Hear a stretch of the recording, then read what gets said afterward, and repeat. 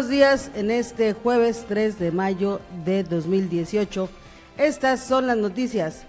Enrique Ochoa renuncia a dirigencia del PRI. El gobernador Carlos Joaquín advirtió que nadie, ni los sindicatos, pueden callar la voz de los cancunenses. La defensa del exgobernador Roberto Borge no ha acreditado la garantía de 85 millones de pesos fijadas por un juez de control de Chetumal. En lo que va del año, al menos 30 policías han sido sometidos a investigación. Secretaría de Medio Ambiente informó acerca de la situación y de los riesgos que existen por el acumulamiento de basura en la isla de Holbox. El gobierno del estado gestiona la compra de un promedio de 4,000 videocámaras de alta tecnología, de las cuales 2,000 serán colocadas en Cancún. El Instituto Electoral de Quintana Roo anunció que el 8 de mayo es la fecha límite para darle visto bueno a las boletas electorales. MIDE es la opción para la continuidad, dice Peña Nieto. Descarta Peña Nieto una posible declinación. Familia rechaza versión de la Fiscalía por el asesinato de los estudiantes de cine. ETA anuncia su decisión de disolver completamente todas sus estructuras. Cambridge Analytica anuncia su adiós. LSD Noticias presenta su versión digital. LSD Noticias. LSD Noticias. Adicción por informar. Con Norma Madero y Rodrigo Tello. El mundo de la información a tu alcance en un solo clic.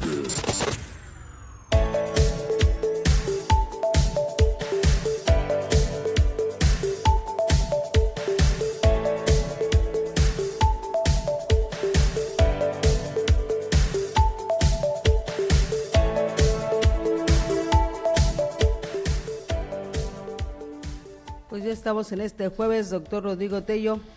Muy buenos días, Normita, buenos días a todo el auditorio.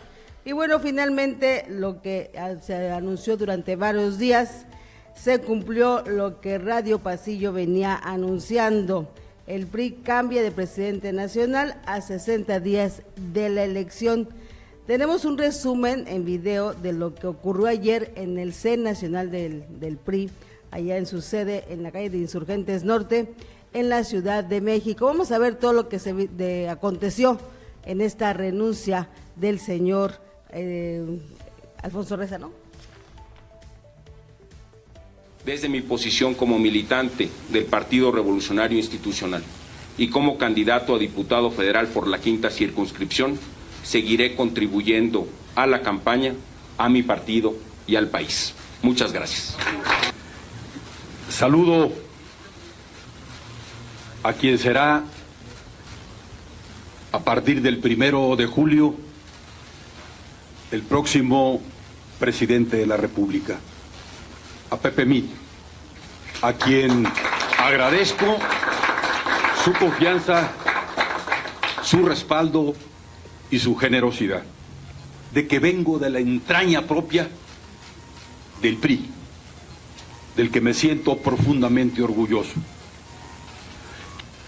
Ninguna duda, será este partido, el respaldo de este partido, quien lleve a Pepe Mit a ser el presidente de México, y será sin duda un gran presidente de la República.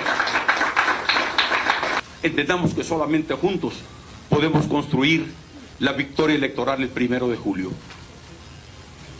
Sin temores ni titubeos, tenemos al mejor candidato a la presidencia de la República. Pepe Mit representa honestidad, capacidad, experiencia, con esa prenda de hombre bueno, de mexicano de bien, con valor, con determinación, un hombre sensible, en el que yo creo fervientemente. Por eso, en esta responsabilidad, que nadie tenga duda, hemos apoyado apoyamos y seguiremos apoyando a Pepe Mit. Este sin duda es un cambio importante. Es un cambio importante que se hace a 60 días de una elección que va a decidir el futuro de este país. Nos vamos a concentrar en asegurar que los ciudadanos conozcan nuestras propuestas, que sepan que estamos trabajando por ellos.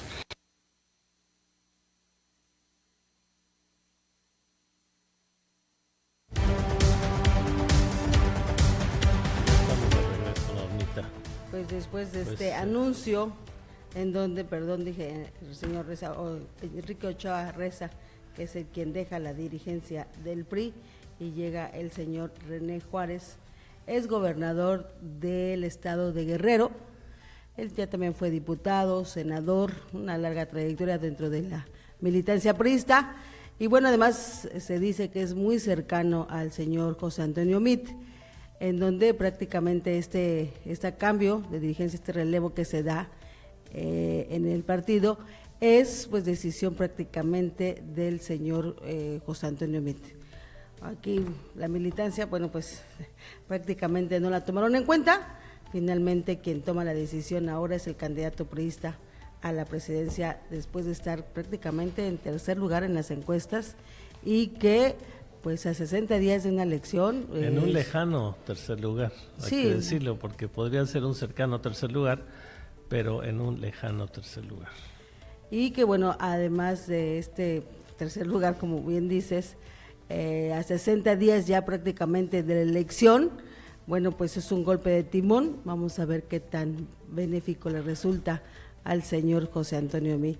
Y bueno, y en todo este cambio que se da, precisamente ayer abordaron también al presidente de la República, Enrique Peña Nieto, con toda esta rumorología que se dio por el tema de que podían declinar a favor de uno u otro candidato.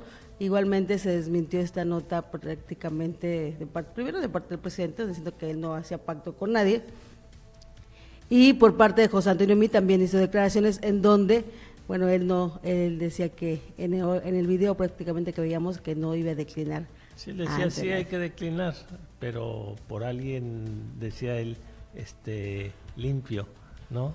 Como aduciendo de todos los escándalos en los que se ha visto envuelto Anaya precisamente, pero bueno, ni así calienta. Ni así calienta. Pues bueno, esa es la noticia del día de ayer, que se dio en todas las redes sociales, bueno, de este anuncio. Y vámonos con las portadas del día de hoy, precisamente. Bueno, el periódico Reforma. El periódico Reforma, en su primera plana, hace alusión precisamente a esta nota que le mencionábamos. Releva el PRI a presidente, llama nuevo líder a la militancia a no autoexcluirse, asegura que ganarán. Entra René Juárez Cisneros en lugar de Enrique Ochoa. También viene una fotografía que dice dice socio peligroso. En 2014 Rafael García fue acusado de homicidio y de intentar sepultar de manera clandestina a una víctima en Guerrero.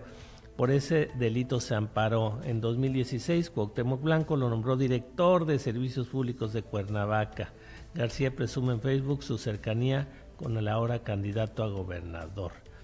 Pide AMLO no confiarse. Destituyen a fiscal tras robo de joyas. Reclaman empresarios calumnia del tabasqueño. Se refiere al Consejo Mexicano de Negocios que encabeza el empresario Alejandro Ramírez. En fin, esta es la primera plana. Y por supuesto, arriba también menciona que tunden al Puma. América 4, Pumas 1. Esto el día de ayer.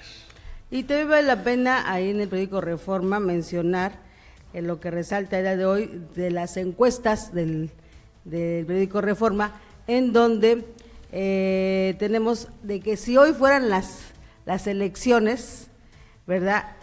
Y fueran para candidatos a diputados, evidentemente quien va arriba es precisamente el partido de Morena. Ellos son los que se llevarían prácticamente el gane si hoy fueran a contender. Por ejemplo, En este caso lleva un 36% arriba sobre los contendientes que son del PAN con un 24% y del PRI con un 16%. Así se conformaría la Cámara de Diputados, si hoy fueran las elecciones, obviamente. Sí, es muy similar, Norma, al porcentaje de los candidatos. De la presidencia, ¿no? ajá. Sí, a presidente de la República. Eso nos indica que esto todavía está muy de la mano con la franquicia, ¿no? Muy similar a lo que es el puntero de cada uno de los partidos. Y bueno, habrá, como dices, Norma, faltan 30 días y algunas, y algunas entidades sí se han caracterizado, como es el caso de Quintana Roo, por haber aplicado en otras elecciones el voto cruzado, es decir, que votan por presidente por alguien de un partido y por los diputados no necesariamente por los mismos partidos, como que ya se van más por la persona independientemente del partido que lo esté postulando. Esto es muy interesante y yo creo que vamos a ver un poco de eso precisamente ya cuando se esté acercando esto a la recta final. Fíjate que es muy interesante esta encuesta porque habla específicamente de los partidos, no de las coaliciones. O sea, hoy Morena tiene un 36% de posicionamiento en esta encuesta. Ya con la alianza del PT y del PES, bueno, evidentemente les da el 1% le daría a Morena en cuestión de diputados y del PT un 5%, o sea, 6 puntos más que de 36 más 6, sí, 41%. 41%. Más o menos, o sea, ya con las alianzas. Igualmente el PAN tiene un 24%, ya con Movimiento Ciudadano, que es el partido de alianza, le daría un 4% y el PRD un 5%, o sea, 24 sobre 9, pues prácticamente quedaría en 35, ¿no? Más o menos. 33%. 33%. O sea, es prácticamente lo que le da el candidato a la presidencia, prácticamente es muy similar las cifras en cuanto al posicionamiento si hoy fueran las elecciones. Así o sea, es, la segunda fuerza sin duda sería el PAN en la conformación de los diputados y del Congreso de la Unión allá en la Ciudad de México. Así serían prácticamente las diputaciones en este próximo elección. Y bueno, yéndonos a la portada, la siguiente portada, que es del periódico El Universal.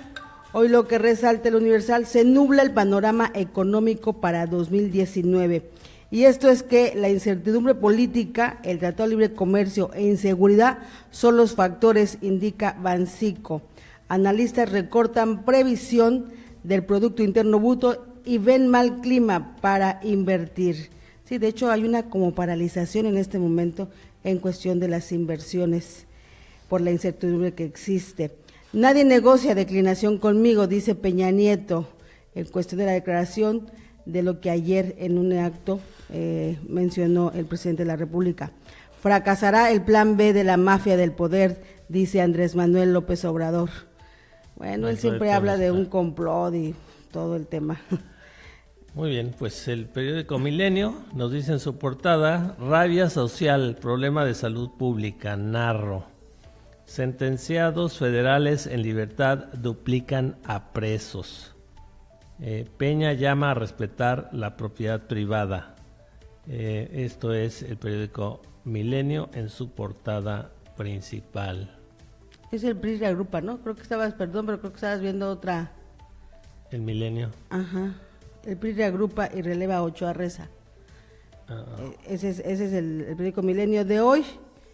Estoy viendo cuál. Te estás viendo de otro día, doctor. No importa. Bueno, el PRI se reagrupa y releva a Ochoa Reza. Esa es la portada igualmente de Milenio. Especiales de Milenio sobre los candidatos a la presidencia de la República. Y esto es los candidatos frente a la discapacidad. Bueno, pues sí, hay una gran discapacidad en todas sus estrategias de campaña.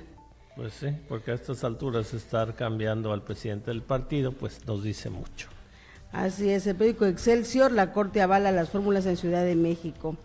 Eso es lo que hoy destaca el periódico Excelsior. Pancico registra pérdida contable luego de 3 años, es lo que ya mencionaba también el Universal. Pumas fue presa fácil, dicen anoche en el partido. Pues esas son las noticias de lo que destacan los medios nacionales. Y bueno, básicamente se van con toda la renuncia del señor Enrique Ochoa ante el PRI. ¿Y en los periódicos locales? Luces del Siglo confirman que en su último año sobregiró presupuesto en más de 1,000 millones de pesos. Hablan de Roberto Borge, que dicen aplicó Roberto Borge, año de Hidalgo en 2016. Apoya a Carlos Joaquín, consulta sobre Uber.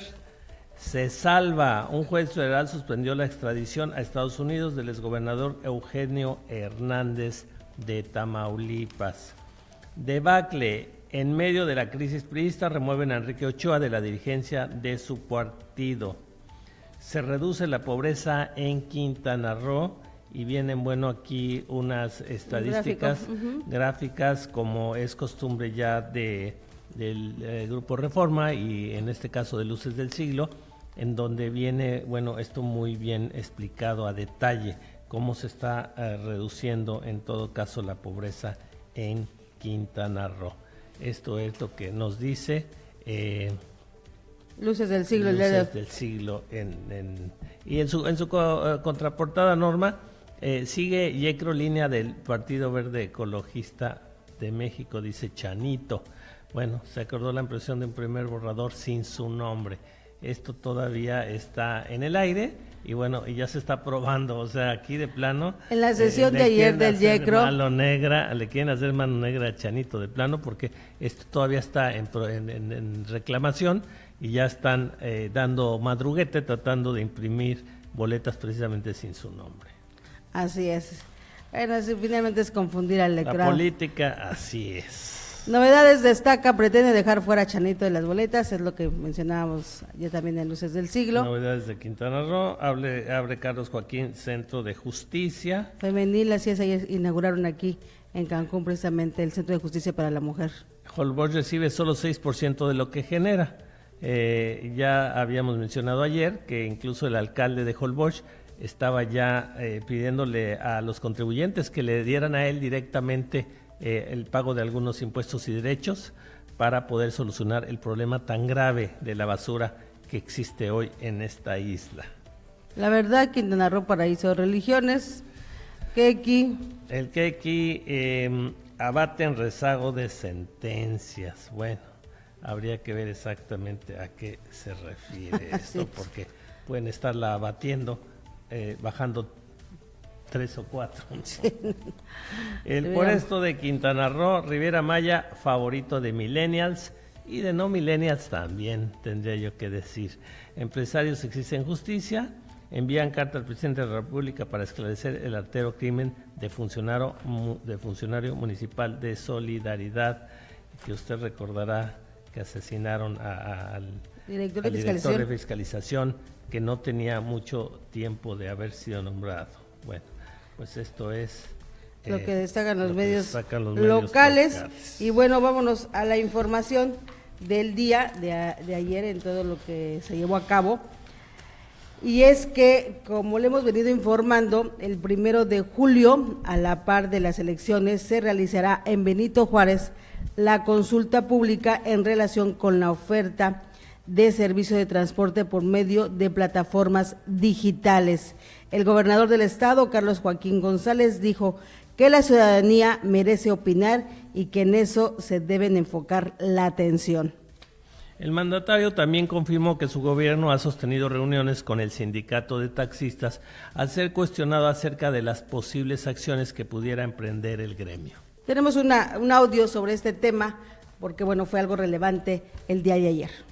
Los ciudadanos de Benito Juárez tienen derecho y merecen aprobar o rechazar en Benito Juárez el transporte público a través de plataformas digitales, aún a costa de grupos como el Sindicato de Taxistas Andrés Quintana Roo, declaró ayer el gobernador Carlos Joaquín González. Para el mandatario, el rechazo de los líderes sindicales a este ejercicio ciudadano es reflejo de que no quieren ofrecer un mejor servicio a los cancunenses, al ser cuestionado sobre si su gobierno ha tomado previsiones en materia de seguridad en caso de que el gremio taxista actúe de manera violenta el día de la consulta popular el 1 de julio, dijo que han sostenido reuniones con el gremio taxista sobre el tema. La consejera presidenta del Instituto Electoral de Quintana Roo, IECRO, Mayra San Román Carrillo Medina, ratificó que para la consulta es necesaria una inversión superior a los 12 millones de pesos para la impresión de las boletas y material para la consulta. Cada votante de Cancún deberá contestar la siguiente pregunta el día de la elección concurrente que organiza el IECRO. ¿Está usted de acuerdo en que se autorice el transporte de servicio público de automóviles de alquiler a través de plataformas digitales? El ciudadano solo deberá marcar o tachar sí o no en la boleta y depositar su respuesta en la urna especial de la consulta colocada en cada casilla del municipio. Un escrutador de los 3 niveles que deberán integrar la mesa de la casilla electoral en Benito Juárez será el responsable de la vigilancia de la consulta pública. La autoridad electoral local detalló que para validar los resultados de la consulta ciudadana será necesario que participe por lo menos 35% del listado nominal de electores en Cancún, es decir, de los 540,000 inscritos en la lista nominal ante el Instituto Nacional Electoral INE, es necesario que den su opinión más de 189,000 ciudadanos. Para LSD Noticias, con información de Luces del Siglo.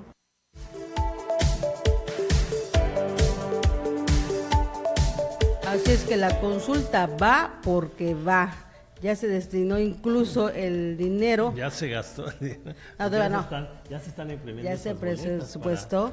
Pero estas boletas también ya se están imprimiendo, entonces ya va más allá de ya haberse presupuestado, ya se está ejerciendo este gasto, así es que ya no hay vuelta para atrás. No, o sea, finalmente, como bien dice en la nota, es la primera vez creo que nos piden opinión a los ciudadanos.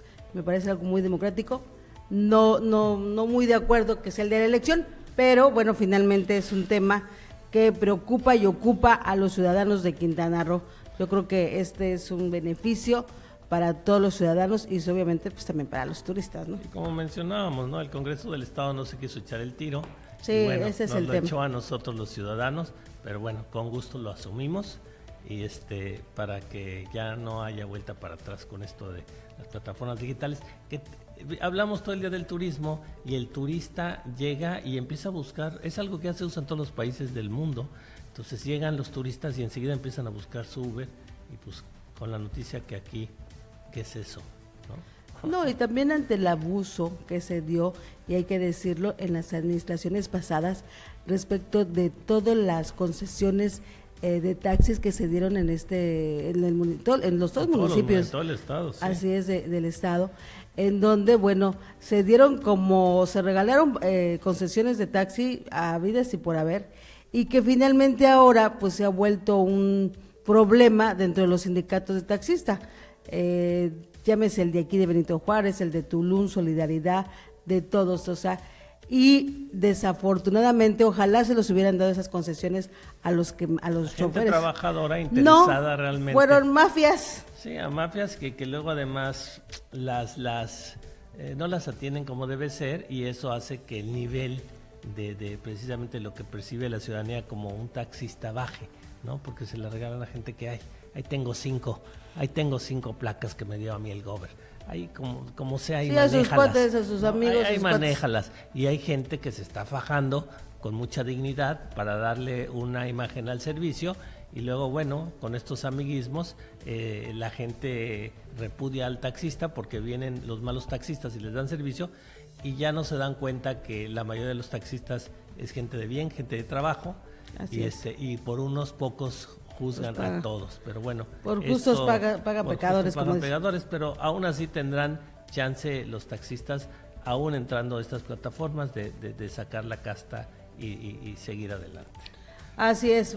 Entonces, la consulta va el 1 de julio para todos los ciudadanos de Benito Juárez.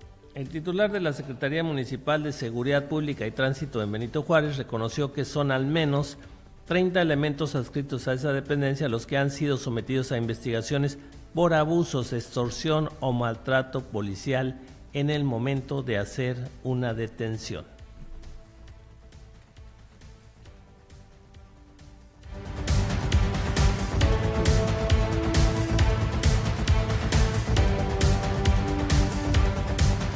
En lo que va del año, al menos 30 policías adscritos a la Secretaría Municipal de Seguridad Pública y Tránsito han sido sometidos a investigación por faltas administrativas y malas prácticas en el ejercicio de sus funciones. Entre las anomalías reportadas contra policías municipales se encuentra la extorsión, malas prácticas en la labor policíaca y maltrato a la ciudadanía al momento de realizar una detención, detalló Darwin Puc Acosta, titular de la Secretaría. En caso de encontrárseles culpables, la sanción contra el policía puede ir desde la suspensión temporal hasta la baja definitiva de la corporación, de acuerdo con la gravedad de la falta. El funcionario agregó que además de los 30 elementos sujetos a investigación por faltas administrativas, hay 3 casos de policías cuyos expedientes fueron enviados a la Comisión Nacional de Derechos Humanos. De acuerdo con datos de la Secretaría de Seguridad Municipal, durante 2017 y lo que va de 2018, se sometieron a exámenes de control y confianza un total de 1,115 elementos de la dependencia, de los cuales 48 no pasaron la prueba. En cuanto a agentes de tránsito, se aplicaron pruebas de confianza a 309 elementos, de los que 17 no pasaron. Agregó que actualmente hay 138 aspirantes que buscan incorporarse a la Secretaría de Seguridad Pública Municipal, cuyos exámenes de confianza fueron hechos la semana pasada. Los resultados serán dados a conocer por el Centro de Control y Confianza C3 en próximos días. Respecto al caso de los 3 policías de Cancún detenidos el pasado 24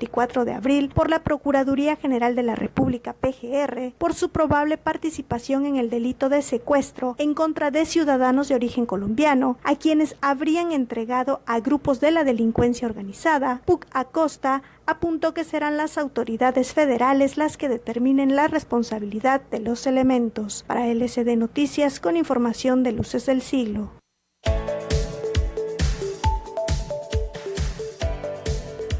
Ese es el talón de Aquiles, creo, de todas las dependencias de estas instituciones policíacas, puesto que pasar los controles de confianza no ha sido nada fácil. Y bueno, el fiscal general Miguel Ángel Pech dio a conocer que para suspender el cumplimiento de las órdenes de aprehensión que libró un juez de control de Chetumal por delitos del fuero común en contra del exgobernador Roberto Borge Angulo, debe acreditarse una garantía que fue fijada en 85 millones de pesos, lo cual no ha ocurrido por parte de la defensa del exgobernador.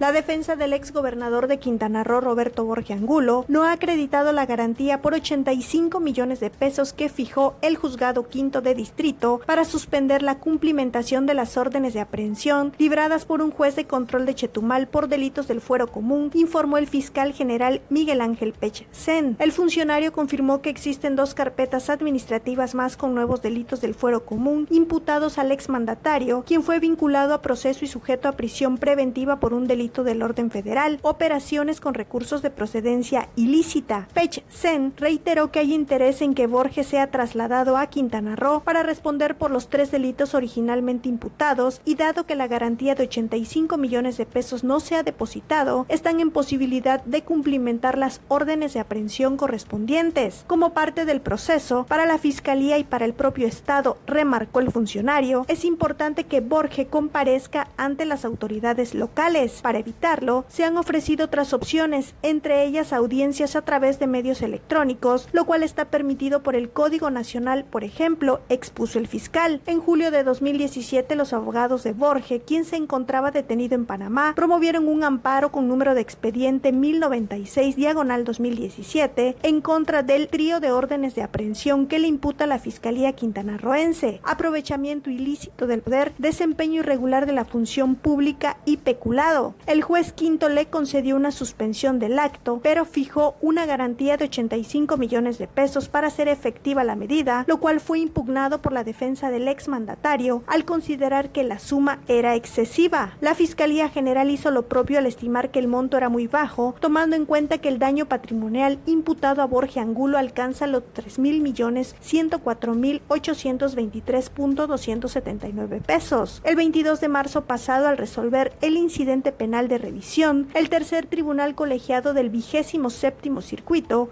confirmó la resolución del juzgado quinto, es decir, la suspensión de las 3 órdenes de aprehensión, en lo que la demanda de amparo se resuelve de fondo, y los 85 millones de pesos para aplicar la medida. Ayer, a pregunta expresa, Pech Sen respondió que la garantía no se ha acreditado y por tanto en cualquier momento podrían ejecutarse las 3 órdenes de aprehensión. Para LCD Noticias, con información de Luces del Siglo. Y es que mire usted, 85 millones de pesos le piden precisamente como garantía a alguien sospechoso, porque todavía es en carácter de sospechoso, de haber desaparecido más de 30,000 millones de pesos. Y dicen que es mucho. Y por otro lado, si los pagan, ¿y de dónde salieron? ¿No? Entonces es no, bueno, lo que publicamos hoy es en un el círculo vicioso. En el periódico Luces, donde, bueno, ahora sí que en el 2016 se confirmó ya ayer directamente por parte de la Auditoría Superior del Estado, en donde revisando las cuentas públicas hayan millonarios desvíos exactamente por parte del Poder Ejecutivo en esa época, que era precisamente Roberto Borge.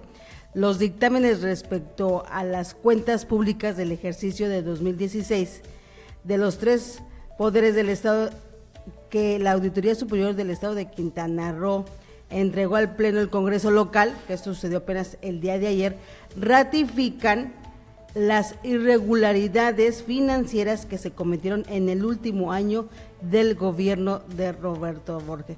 Y estamos hablando de que gastó 1,111 millones de pesos de desvío que se dieron en el último año. Solo en el 2016. Así es. O sea, ahorita dar una garantía de 85, bueno, y que además apeló la defensa ante esa garantía. Sí, que es que es mucho. Y bueno, qué bueno que la gente perseguidor o denunciante por parte del gobierno del Estado también apeló diciendo no, es muy poco. Y sí, cierto, es muy poco, imagínese usted.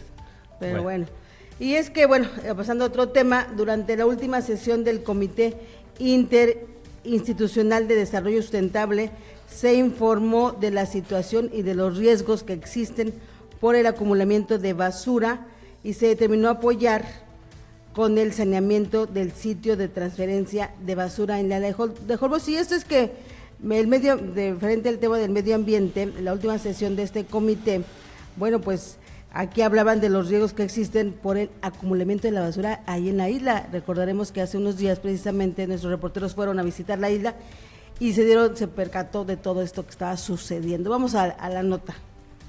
La secretaria de Turismo, Marisol Vanegas Pérez, dio a conocer que desde el Grupo Interinstitucional en Turismo y Ecología, que se integra por dependencias del Estado y la Federación, se determinó apoyar con el saneamiento del sitio de transferencia de basura en Isla Holbox. Con ello se busca evitar algún riesgo de contaminación ambiental y algún efecto negativo en la imagen de ese polo turístico. La funcionaria estatal señaló que desde la Secretaría de Medio Ambiente del Estado, en la última sesión del Comité Interinstitucional de Desarrollo Sustentable, se informó de la situación y los riesgos que existen por el acumulamiento de basura en la isla. Se dio a conocer también la petición del presidente municipal Emilio Jiménez Ancona respecto a intervenir para poder sacar de la isla los desechos acumulados desde diciembre y que por falta de recursos el ayuntamiento no ha podido realizar. Según dijo, desde el comité se aprobó y se inició con el apoyo de diversas dependencias el saneamiento total de los tiraderos de basura, incluido el de Holbox. Aseguró que se mantendrán atentos para que en forma periódica, cada 3 meses de nueva cuenta se revise el tema y en su caso presten otra vez el apoyo necesario para mantener sin acumulamientos de basura el sitio de transferencia. Advirtió que el ayuntamiento debe ahora cumplir con su responsabilidad de realizar diariamente el desalojo de la basura y llevarla hacia el relleno sanitario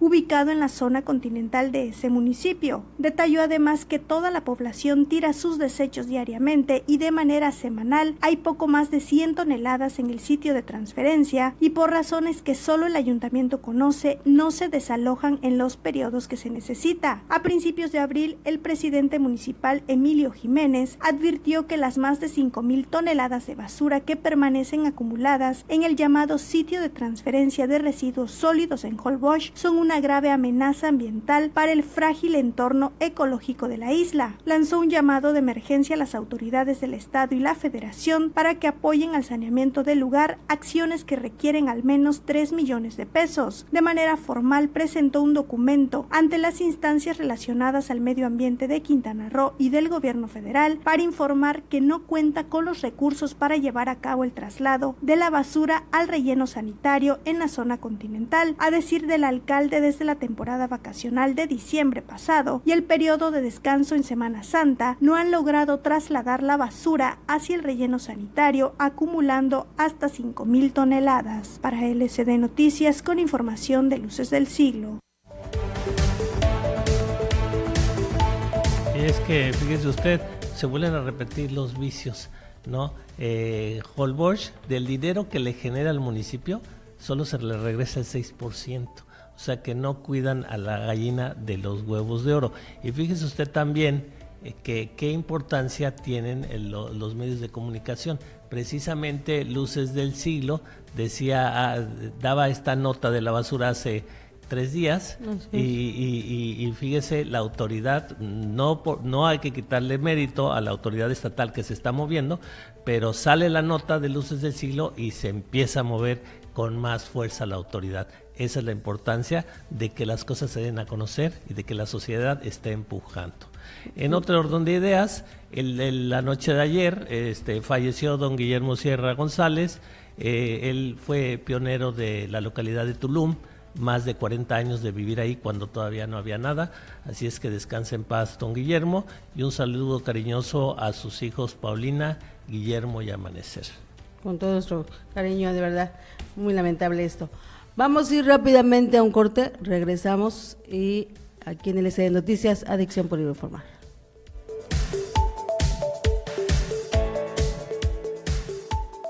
Pronóstico del tiempo. Pronóstico del tiempo. Se pronostican tormentas puntuales fuertes y granizadas en Coahuila, Nuevo León, San Luis Potosí, Michoacán, Hidalgo, Querétaro, Estado de México, Guerrero, Oaxaca y Chiapas. Lluvias con intervalos de chubascos en zonas de Tamaulipas, Zacatecas, Aguascalientes, Guanajuato, Jalisco, Ciudad de México, Puebla y Veracruz, y lluvias aisladas en Durango, Tlaxcala, Morelos, Colima y Quintana Roo. Las condiciones serán generadas por el frente número 48, que se desplazará sobre el norte y el noreste de México, una zona de inestabilidad extendida sobre Coahuila, así como por el abundante flujo de aire cálido y húmedo proveniente del Océano Pacífico.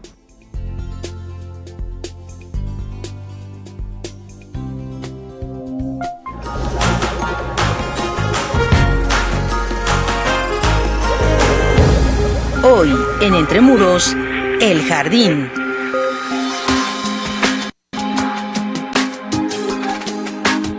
Aun cuando puede parecer relativamente sencillo mantener el vigor y estética de un jardín, este es uno de los entornos más delicados de una residencia. En palabras de la paisajista Fernanda Rionda, si bien el espacio no determina el éxito de las zonas verdes, sí existen preceptos básicos para que nunca se marchite su esplendor. El primer consejo que me gusta decirle a la gente cuando están a punto de construir un jardín es que se pongan a ver quiénes van a ser los usuarios del jardín. Van a tener niños chiquitos que quieran jugar a la pelota, si es un jardín meramente contemplativo, si van a tener mascotas, porque muchas veces no concilian los deseos de diseño con la realidad de las personas que van a utilizar el jardín en una casa. También es necesario tomar en cuenta el microclima, la ubicación, altura y orientación en la que estará ubicado el vergel. Estas consideraciones, además de anteponerse a cualquier lineamiento de diseño, ayudarán a elegir la paleta vegetal y sus necesidades, es decir, qué plantas tienen mayor probabilidad de adaptación. Nunca hay que ajustarse a un deseo tal vez utópico de alguna planta que nos guste, si sabemos que en ese sitio no se va a dar. Ese es uno de los puntos más importantes de fracaso en el diseño de paisaje, cuando a lo mejor por emoción un cliente quiere meter una planta que no se va a dar en un sitio. Un tercer punto que me gusta comentarles es siempre introducir la mayor cantidad de especies diferentes, sobre todo de diferentes familias. A mayor cantidad de especies en un jardín se crea mayor biodiversidad y se vuelve más sustentable a la larga. ¿Qué quiere decir esto? Que muchas veces cuando introducimos a lo mejor un monocultivo muy grande de una sola especie, puede atraer una plaga y acabar con el jardín en tal vez una semana, mientras que si se hace una mezcla de diferentes especies y de diferentes familias de plantas, se puede llegar a despistar a las plagas y haciéndose un jardín mucho más fácil de controlar. Es necesario tomar en cuenta que un jardín es un ente vivo y que evoluciona con el tiempo, por lo que a las plantas se les debe dar cierta autonomía para expandirse conforme su capacidad natural. La idea de un jardín es que no sea estático y que con los años se vaya creando madurez y las plantaciones vayan cambiando con las temporadas del año. Finalmente, conforme la disponibilidad del espacio, será necesario sacar provecho de las especies, especialmente con los árboles, los cuales ayudan a crear biomasa y producir más oxígeno. Estamos introduciendo ahora en jardines grandes en la Ciudad de México una variedad de encinos, que son árboles nativos del país y que se están adaptando muy bien a las condiciones de la Ciudad de México. Eso para los jardines grandes. Ejemplo, encino rugosa, encino siempreverde. Y para los jardines pequeños, donde tenemos un pequeño espacio en una terraza, también podemos meter árboles mientras nos quepa una maceta generosa. Podemos meter tipos de frutales de plantas nativas mexicanas. Existen que se pueden dar muy bien en maceta, como por ejemplo el tejocote. Esa es una planta mexicana. Otro tipo de frutales que no necesariamente sean nativos de México, pero funcionan muy bien, como los limones, los manzanos. También hemos metido níspero. Eso funciona muy bien en contrarrestar el ambiente urbano que tenemos. Sea cual sea la especie, para los cuidados del jardín es importante utilizar abonos orgánicos y composta casera. De acuerdo con Rionda, en la medida que una planta tenga salud en sustratos, será mucho más resistente a las plagas. No olviden seguirnos en @refentremuros. Hasta la próxima.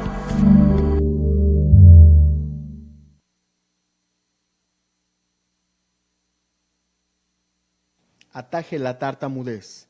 Entre más pronto sea diagnosticado, más fácil podrá trascender el trastorno que, de no atenderse, puede prolongarse hasta la vida adulta. Antes de desesperarse y regañar a su hijo porque repite sílabas, titubea y prolonga sonidos al hablar, o de pensar que es normal porque el niño está aprendiendo a hablar, lo ideal es consultar a un especialista en comunicación humana, pues podría tratarse de tartamudez. Entre más pronto sea diagnosticado, más fácil podrá trascender el trastorno que, de no atenderse, puede prolongarse hasta la vida adulta y afectar el desarrollo, coinciden especialistas. La tartamudez está asociada a factores hereditarios, a las emociones y a problemas motores, explica Fernando Arredondo Resillas, especialista en comunicación humana de la Unidad Norte de Medicina Física y Rehabilitación del IMSS. Su etapa inicial se manifiesta alrededor de los 4 años y es más frecuente en niños. Muchas veces se resuelve muy rápido, el niño lo resuelve de manera espontánea, pero cuando se agregan factores psicológicos y emocionales, se perpetúa el padecimiento. Alerta. La consecuencia es que el niño genera fobia para hablar, no quiere leer, exponer o relacionarse en su círculo social por miedo a que lo acosen, detalla. Neftalí, un abogado de 29 años, quien se atiende en Proyecto Ernest, una asociación civil, recuerda que lo más duro de padecer tartamudez es el enojo y tristeza que provoca el acoso escolar.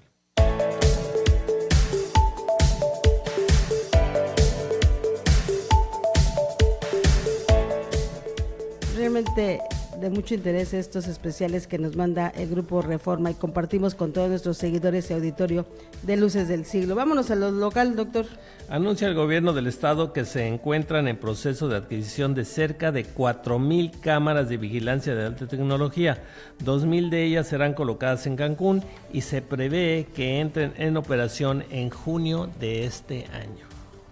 Para reforzar la vigilancia y robustecer la seguridad en Quintana Roo, trastocada por el incremento de violencia e ilícitos, el gobierno del estado gestiona la compra de un promedio de 4,000 videocámaras de alta tecnología, de las cuales 2,000 serán colocadas en Cancún. También se alista la puesta en marcha de un nuevo programa integral de prevención del delito, que incluye diversos factores más allá del incremento de agentes de policía. El plan dependerá de la Secretaría de Gobierno y su lanzamiento se prevé dentro de un mes, indicó el titular de la Secretaría Estatal de Seguridad Pública, Rodolfo del Ángel Campos. En entrevista informó que el techo presupuestal para la adquisición del lote de cámaras, cuyo nombre técnico es Punto de Monitoreo Inteligente PMI, rebasa los 2,000 millones de pesos y la Oficialía Mayor prepara la licitación correspondiente. Un PMI está integrado de una cámara que gira 360 grados y 3 cámaras fijas con capacidad para captar aglomeración de personas e identificación de vehículos por color. Hasta el momento, la dependencia estatal se ha dedicado a efectuar un levantamiento físico de los sitios puntuales en donde habrán de instalar los equipos de seguridad que contemplan, además de las cámaras, arcos de seguridad y software. Conforme a los avances del proceso administrativo y de análisis de localización, se prevé que la colocación de las cámaras se concretará en 2 meses, pero aclaró que los tiempos están sujetos al proceso de contratación de la empresa que proveerá el equipo. El funcionario comentó que de los 7 sectores en que se ha dividido a Cancún, las cámaras se instalarán en los puntos con mayor incidencia delictiva y en donde se concentra el mayor número de habitantes, que son los sectores 3 y 4, que abarca la avenida López Portillo hacia el norte de la ciudad, también parte del sector 2 que corresponde a la zona comercial, así como la zona turística, en torno a la readecuación del Auditorio del Bienestar, localizado sobre la avenida Luis Donaldo Colosio. Precisó que la Secretaría de Infraestructura y Transporte, Cintra, verifica si hay condiciones estructurales para que albergue al Centro de Control, Comando, Comunicación, Cómputo y Calidad C5. Para LCD Noticias, con información de Luces del Siglo.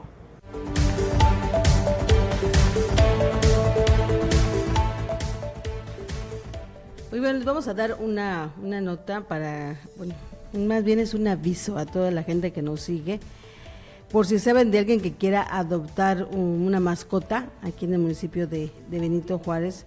Van a sacrificar 236 perros de la perrera de San Miguel aquí en Cancún. Por cierre, aproximadamente 60 de ellos son cachorros. Si quieren alguno, llamen, les voy a dar el número 937-837-115. Pregunten por el licenciado Luis Alvarado. Si no les, bueno, pues esto es para que, si les interesa, pues vayan aquí a la perrera municipal para que puedan, ¿no? Adoptar a alguien, salvar a una vida. Porque ¿No quieren? Sí okay. Bueno, se van a sacrificar ahí algunos perritos. Norma, y mencionaste que por cierre se va a cerrar esta perrera. Sí, pues es lo que nos están anunciando. Nos dicen que no. ¿No es cierto? No. Pues entonces, ¿por qué no lo mandan? Ok. Puede pasar a adoptar, pero no se va a cerrar la perrera. Nos dicen que es falso. ¿Cómo? Pues sí, están manejando en redes. Si tienen esa cantidad de perros y la iban a cerrar, ¿qué iba a pasar con los demás perros, no? Entonces, bueno, la buena noticia o mala es que hay muchos perritos que necesitan un hogar. Si usted va a tener una mascota, pues no compre, mejor adopte. Y la buena noticia es que no se cierra la perrera. Ok. Bueno, déjeme decirles que, pasando a otro tema, la presidenta del Instituto Electoral de Quintana Roo, Mayra San Román Carrillo Medina, dio a conocer que este 8 de mayo concluye el plazo para revisar y aprobar las boletas electorales para los comicios del 1 de julio.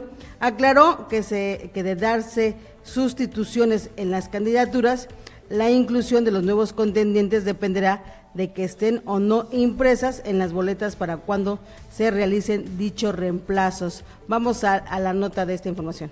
El 8 de mayo próximo es la fecha límite para que el Instituto Electoral de Quintana Roo, IECRO, otorgue el visto bueno a las boletas para que el día siguiente empiecen a imprimirse y estén listas el 1 de julio en la elección de presidentes municipales. De acuerdo con la consejera Mayra San Román Carrillo Medina, presidenta del IECRO, el 9 de mayo inicia la producción de las boletas y en caso de sustitución de candidatos, su inclusión en la boleta dependerá de que éstas hayan sido o no impresas por la empresa. En sesión extraordinaria del Consejo General del IECRO, aprobó por mayoría de 5 votos contra 2 un acuerdo mediante el cual quedan definidos los diseños finales de las papeletas para votar. En la muestra se presenta en blanco el espacio destinado al candidato a la presidencia municipal de Benito Juárez, de la coalición por Quintana Roo al frente, integrada por el PRD, el PAN y Movimiento Ciudadano, luego de que el Instituto Electoral rechazó en 2 ocasiones la solicitud para registrar a José Luis Chanito Toledo Medina. Solo se consigna a la planilla que lo acompañaba y que en este caso queda integrada por el candidato suplente a la presidencia municipal, Roger Cáceres Pascasio. En los diseños también aparecen los nombres de abanderados a síndicos y regidores que han sido sustituidos por otros ciudadanos desde sus partidos políticos, pero que deben pasar por la aprobación del Consejo General para ser cambiados en las planillas de candidatos que corresponden. En la aprobación del Consejo General se argumentó que desde el día 30 de abril debió ser aprobado el acuerdo con los diseños definitivos de las boletas electorales. Sin embargo, esto fue pospuesto para privilegiar el derecho de los ciudadanos que resultaron postulados por los partidos Encuentro Social, Morena y PT, luego de que el primero se logró su separación de la coalición Juntos Haremos Historia, que integran los dos últimos. Ese mismo 30 de abril, los partidos mencionados recibieron las constancias de registro de sus candidatos y pudieron ser incluidos en las boletas que fueron aprobadas en la sesión de este miércoles. En la sesión se aclaró que si bien se aprobaron con carácter de definitivo el contenido de las boletas, de acuerdo con lo establecido en el calendario de producción del material y documentación electoral aprobado, se tendrá como fecha límite para realizar las adecuaciones y modificaciones a la boleta electoral el 8 de mayo de 2018, fecha en la que se otorgan los vistos buenos en la empresa encargada de producir la documentación electoral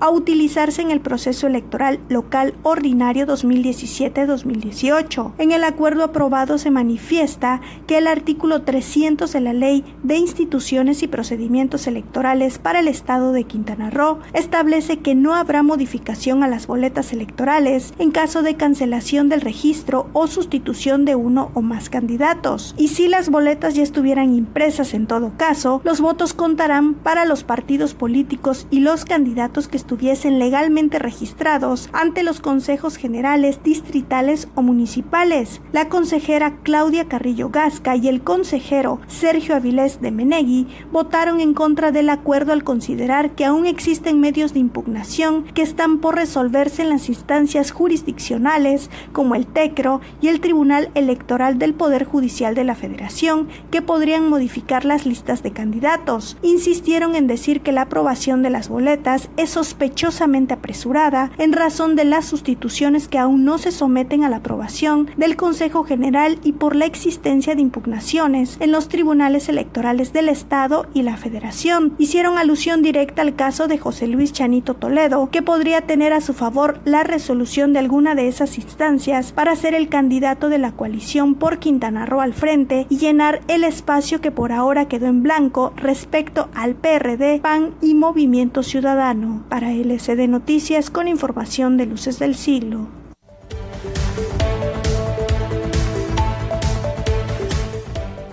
Pues sí, la verdad es que es sospechosa esta sesión extraordinaria que ayer dio el IECRO, el Instituto Estatal Electoral de Quintana Roo. De verdad que, no quiero decirlo, pero bueno, sí lo tengo que decir con todas las letras y en mayúsculas. La función del IECRO, que se supone que es el árbitro para regular y poner, ahora sí que dar las reglas claras para la elección, son los que están haciendo todo este, pues, alboroto, manoseo, ¿no? Sí. Manoseo en cuanto a voto. ¿Qué más da? Si es hasta el 8 de mayo, cuando es el plazo, ya el límite del plazo para poder ya realizar el tema de las boletas, ¿por qué adelantarlo? O sea, ayer que era 2 de mayo. Pues, o sea, la sesión ante el Tribunal Electoral esta semana para definir si no va de candidato, en este caso el señor José Luis Toledo. Bueno, ¿qué más da? ¿Por qué tratar de confundir? Y sí da, porque si ellos han estado impidiendo por las razones que aducen el registro de la candidatura de Chanito Toledo, y ahora empiezan con este tipo de noticias o de manoseo, pues 2 más 2 dan 4, ¿no? O sea, no quieren que sea él el candidato. Y bueno, pues ahorita que ya está en manos del tribunal, pues si les vienen a tapar la boca de perdida, como dices, ya el árbitro, sin haber empezado el partido, ya está quedando mal. Pues sí, está realmente cuestionado ante este tema, y ellos finalmente que deben de dar toda la credibilidad. La compostura, la rectitud, la pulcritud, están en manoseos.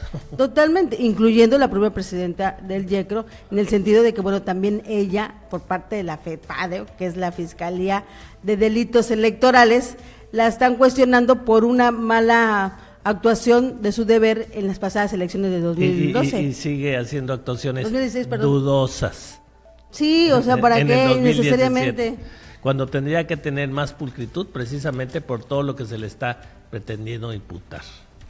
Que bueno, también el tema de la Fiscalía de Delitos Electorales, que es la FEPADE, bueno, sabemos que su actuación no es de las mejores. Sí, por eso precisamente al estar ella en el ojo de la FEPADE, ella debería de presentar mucha sobriedad, ¿no? Y no estar en este tipo de manoseos. Así es, y que convoquen de última hora una sesión extraordinaria ante el YECRO, pero bueno, Cuando en fin. ya estaban los términos dados. Así es, porque eso es el 8 de mayo. Entonces, en fin, parte de las confusiones a la ciudadanía no se vale. Quieren hacer realmente un ejercicio democrático y lo manchan con una tontería. En fin, vamos a ir a un corte. Regresamos aquí en LC Noticias, Adicción por Informar.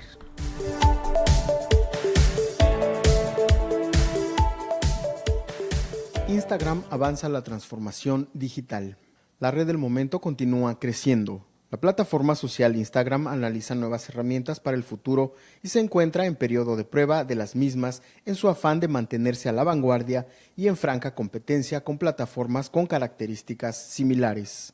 Matt Navarra, Director of Social Media for @thenextweb, dio a conocer que se integrará una opción muting para silenciar perfiles y hacer que no aparezcan entre las publicaciones del feed. A la vez, se encuentran trabajando en un calendario para las historias, así como la opción de la función que será similar a la disponible en Twitter.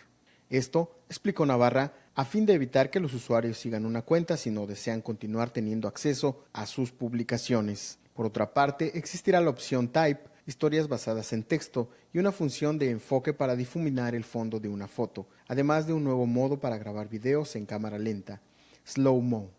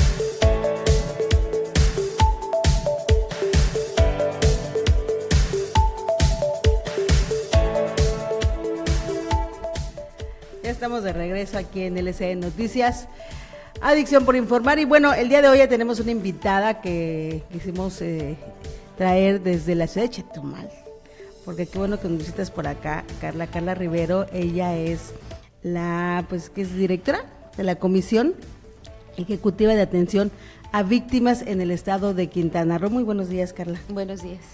Qué bueno que estés aquí y te desmañanamos, por cierto. No, es justo la hora en la que empezamos. Fíjate que la semana pasada dimos una nota aquí en Luces del Siglo referente a todo el trabajo que se viene desarrollando en esta Comisión Ejecutiva de Atención a Víctimas.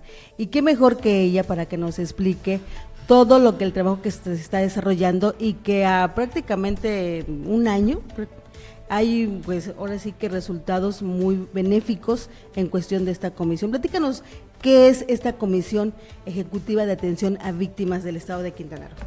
Bien, antes que dar la información, quiero agradecerles el espacio. Siempre es importante que la ciudadanía se entere de cuáles son sus derechos y la creación de instituciones como estas que van para beneficio de las víctimas, un sector en situación de extrema vulnerabilidad. Y que todos somos una víctima potencial, hay que Así decir. es. Sí, uno no sabe en qué momento. Es para todos, no es solo para las víctimas, Así es. porque todos somos una víctima potencial. Sí, y en particular con las víctimas hay un tratamiento específico que ya norma la Constitución, que ya está establecido en leyes específicas, y esta es, al menos de 2013 a la fecha, una de las políticas públicas a nivel nacional y ahora estatal que ha estado conteniendo los resultados de pues muchos años en donde las víctimas eran más un objeto de derechos que sujeto de derechos. La Comisión Ejecutiva de Atención a Víctimas es un organismo que depende del Poder Ejecutivo y que tiene 3 funciones principales. La primera, brindar la asesoría jurídica gratuita. Si alguien siempre en las capacitaciones preguntamos, ¿quién de los presentes que levante la mano ha pasado por el Ministerio Público?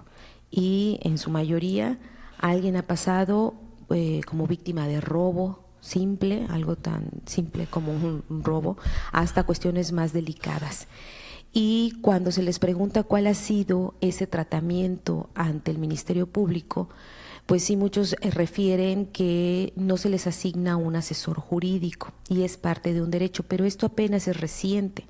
Hubo una reforma en el 2008 a la Constitución en donde se establecieron en un apartado del artículo 20 los derechos de las víctimas y entre ellos está recibir asesoría jurídica, atención psicológica y médica de emergencia, el que también se les pueda dar la ayuda inmediata si así se les requieren, y un tema que también es algo que vengo a platicarles, la reparación del daño, porque un objetivo del sistema penal acusatorio es reparar a las víctimas para que pueda sanar muchos de los efectos que tiene un delito. Entonces, al día de hoy, una víctima que pasa por el Ministerio Público a denunciar tiene el derecho a contar con un asesor jurídico gratuito proporcionado por el Estado. Okay. Lo que antes no ocurría. Okay, es un poco lo que sucede con el imputado o con la persona detenida, que de manera irrenunciable y oficiosa se le asigna un defensor público. Bien, en el caso de la asesoría jurídica, si la víctima desea tener un abogado o abogada, porque hay quienes tienen un abogado particular, el Estado les asigna uno. Entonces, en la Comisión Ejecutiva tenemos a 21 asesoras y asesores jurídicos que están distribuidos en todo el Estado.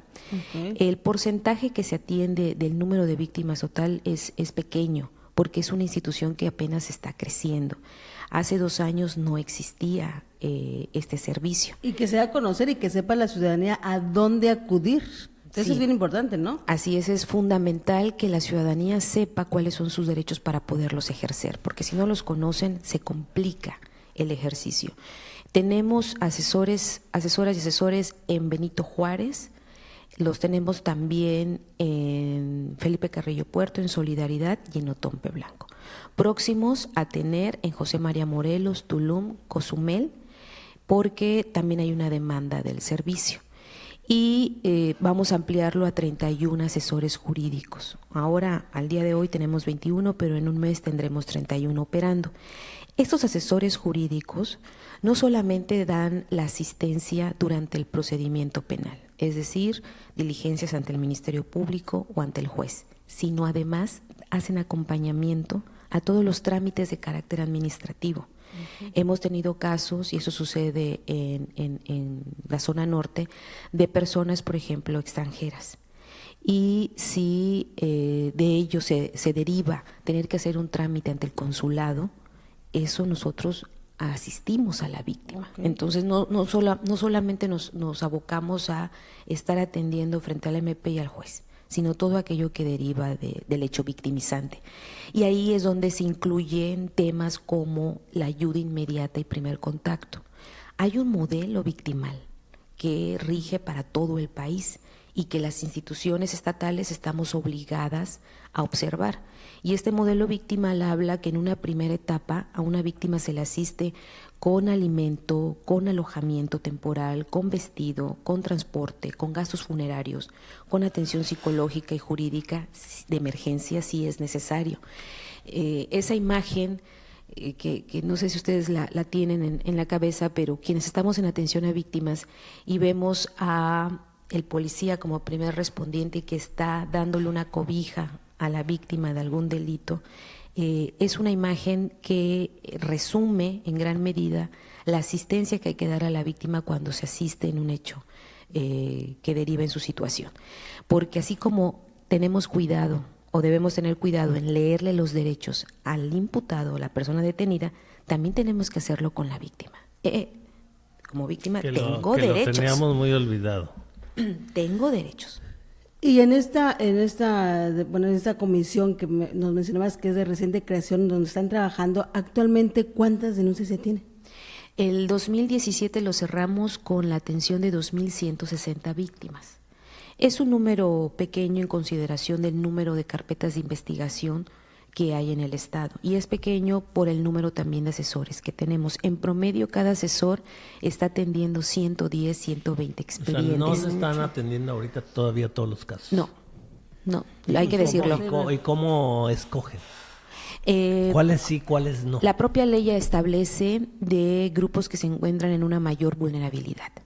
Por ejemplo, los grupos que sabemos que se encuentran en esa situación, niñas, niños, mujeres violentadas, así es. Y ahí es donde vas eligiendo, más que eligiendo, vas dando prioridad de atención. ¿Quién se lo da en ese momento? ¿El Ministerio Público? ¿El asesor que llega a atender el caso y dice, este sí, este no? ¿Quién es el responsable de dar esa prioridad? Hemos llegado a acuerdos con la propia Fiscalía en cuanto al llamado de emergencia y urgente, o sea, que puedan tener. Aquí está esta mujer golpeada, no va a tener a dónde ir, esta sí que necesita que la asesoren. Así y es. Le llama al asesor. Así es. Viene alguien que viene a decir, pues me amenazaron, que la amenaza ya te hace víctima. Pero bueno, pues lo están amenazando, sí hay que prender los focos, pero no es que le necesito poner el asesor. ¿Por ahí va más o menos el criterio? Sí, y sobre todo en el momento. Es decir, no se les deja sin asesoría, pero la emergencia para en ese momento apersonarse en el Ministerio Público no es tan urgente como... A mí me amenazaron, ¿cuándo? Pues hace un mes un vecino me amenazó. Bueno, pues ya vi que no es tan urgente, ¿no? Oiga, me acaban de pegar ahorita, me sacaron de mi casa, estoy toda maltratada, venga para acá, usted sí necesita protección. Así es. Y se está capacitando a los ministerios públicos y a todo, y sensibilizando para que ellos puedan direccionar a estas víctimas a esta protección, porque es una protección. Pues no hay que perder de vista que el Estado ya está en un proceso de consolidación del sistema penal acusatorio, que comenzó, que también va de la mano con así es, esto comenzó en el 2014 en todo el Estado y de manera progresiva han estado entrando pues todas las regiones del mismo. Y en el caso de los operadores jurídicos está la Fiscalía, la Seguridad Pública, el Poder Judicial y la Comisión Ejecutiva de Atención a Víctimas a través del asesor. Entonces la capacitación ha sido constante, no se ha detenido. Lo que sucede es que también parte de la consolidación tiene que ver con ir encontrando esos puntos nodales donde tiene que haber una coordinación todavía muchísimo más estrecha entre las instituciones. Un ejemplo, las medidas de protección que estamos ahora atendiendo por tratarse de un instrumento que ayuda a prevenir e interrumpir la violencia hacia la mujer. Y nos está ocurriendo justo ahora que después de un año de tener un protocolo en el marco del sistema penal acusatorio, estamos encontrando que hay criterios distintos en diversos municipios y en diversas agencias o con diversos jueces. ¿Y cómo son esos criterios? Por ejemplo, el tipo de medida de protección que se emite. Son 10 tipos de medidas de protección previstos por el Código Nacional y vemos que hay... Solo se aplican 2 o 3 en determinado lugar. O se aplican tal vez de 10, 8, pero en su mayoría 3 tienen el 60% de aplicación. Entonces nos preguntamos por qué esas en particular, por qué no otras, pero es derivado de una experiencia. No lo sabríamos ahora si no estuviéramos aplicando el protocolo. Entonces, esto en particular es un ejemplo de cómo se requiere mantener esta estrecha comunicación con las demás instituciones, porque nos permite presentar y ofrecer un mejor servicio. Si la víctima, ¿cuál es la prioridad de la CIAVECRO? La víctima. Sí, por supuesto. Esa es nuestra prioridad. Entonces, al ser un operador jurídico que atiende a esta población, nosotros somos representantes de sus intereses y estamos en una coadyuvancia con el Ministerio Público para lograr que sus intereses se consigan, ¿sí? se cubran. Y si vamos encontrando que la víctima no está del todo satisfecha, vamos a ver qué pasa, porque tú eres mi prioridad. Ahí tocaste un punto de algo que te iba a preguntar. Pues suena muy bien, hay capacitación, hay un protocolo, pero como muchas cosas en este país, y es que la mula no era arisca, la hicieron, pues resulta que suena muy bonito, pero la verdad es que yo fui víctima y el cuate que me vino a apoyar, o la señorita o la señora, muy déspota, me trató re mal. O sea, ustedes tienen una supervisión también de estar evaluando el desempeño de cada uno de estos asesores que vienen a proteger, que vienen a arropar. Los evalúan para ver que de veras estén haciendo su trabajo con alta calidad humana, porque como tú dices, su prioridad es la víctima. Sí, de hecho tenemos varios mecanismos. El principal es lo que la propia Secretaría de Contraloría ha estado impulsando, y al menos como titular me interesa mucho que todas las personas que están en la CIAVECRO conozcan que hay un código de ética, hay un código de reglas de integridad, un código que norma la conducta del servidor público. Y eso es por parte de una política estatal que nos dice muy claramente, cero corrupción. Y en el caso particular de la institución, justamente estos días estamos en revisión de expedientes. Cuando las víctimas se quejan, lo que hacemos es iniciar procedimientos administrativos e iniciamos una investigación sobre el asesor y asesora jurídica. Y algo que también es importante mantener es siempre la autocrítica, para no olvidar que no hay el 100% de perfección en la atención, sobre todo tratándose de la materia penal y con una población tan vulnerable como las víctimas. Entonces, sí nos corresponde como institución estar en varias pistas para que la asesora y el asesor mantenga un buen ejercicio. Yo les decía todavía ayer, platicando con los de la zona norte, es cierto que cada vez tenemos más expedientes y pues esto lo digo, me están escuchando, pero se lo estoy diciendo a ustedes y sé que me están escuchando muchos en el auditorio virtual que tienen. Y yo les decía, cada vez tenemos más y más expedientes, pero lo que estemos haciendo hay que hacerlo lo mejor posible, porque algo que hemos advertido es que la víctima quiere ser escuchada. Ayer se inauguró el Centro de Justicia para Mujeres, un acierto por parte de la Fiscalía General del Estado, y de hecho hemos estado trabajando muy de cerca con la Fiscalía Especializada en Delitos contra la Mujer, y lo que estamos viendo es que se está organizando la atención a la víctima.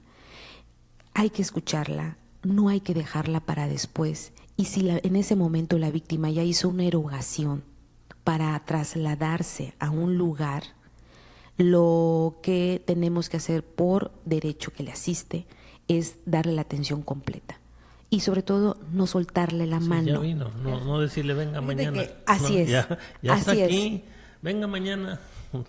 Acabas de tocar un tema que quiero compartir y resaltar mucho, porque si bien en esta administración lo que ha sido una prioridad por parte del gobernador del estado precisamente es la atención hacia las mujeres, básicamente. Es un tema reiterativo y más porque, bueno, la federación le puso el sello a nuestro estado en el tema de alerta de género. En ese sentido, compártenos, Carla, ¿cuál ha sido, dijéramos que en este año que has estado al frente de esta comisión, algún caso que pudieras tú realmente compartirnos y el que finalmente se haya dado esa atención y que, sea benéfico para alguna víctima, obviamente sin decir su nombre, ¿no? Algo que realmente te caló, dijéramos, en este año? Bueno, desde el año pasado que estamos en la atención a víctimas, sí hemos estado en la atención de casos duros, difíciles, y los que puedo mencionar son los de feminicidio. La Fiscalía inicia investigaciones de asesinatos de mujeres con este tipo penal. Y eso en particular les puedo decir que es un avance porque permite visibilizar que existe una violencia que está matando a las mujeres. Sí, latente. Así es, una violencia feminicida. Entonces, en ese sentido, la Comisión Ejecutiva de Atención a Víctimas lo que hace es contener, en particular, puedo hablarles de un caso, contener a las víctimas indirectas, porque la víctima directa como tal ha perdido la vida. Y todo lo que esto desencadena al interior de las familias puede causar un daño irreparable, ¿no? Desde el momento en el que el propio Estado conoce o tiene conocimiento de este tipo de delitos de alto impacto, inmediatamente lo que se hace es, yo le llamo abrazar a la víctima para que pueda sentirse, y hablo de un tema, ese es el término, sentirse arropada por el Estado cuando siente o cuando está en una situación como esta.